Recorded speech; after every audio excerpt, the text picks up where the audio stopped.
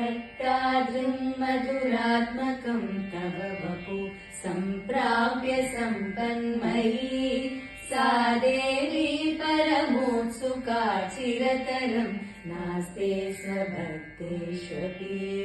तेनास्यापगतष्टमच्युत विभो त्वद्रूपमानोद्यता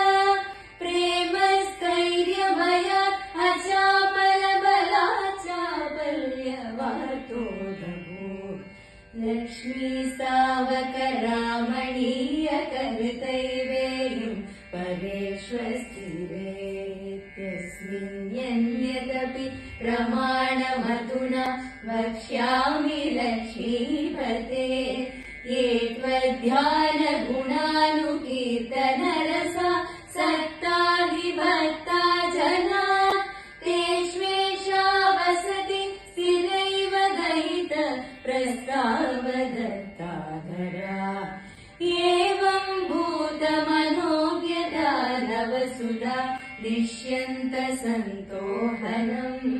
त्वद्रूपं परचिद्रसायनमयं चेतोहरं शृण्वताम् सत्यप्रेरयते मतिं वदयते रोमाञ्चयत्यङ्गम्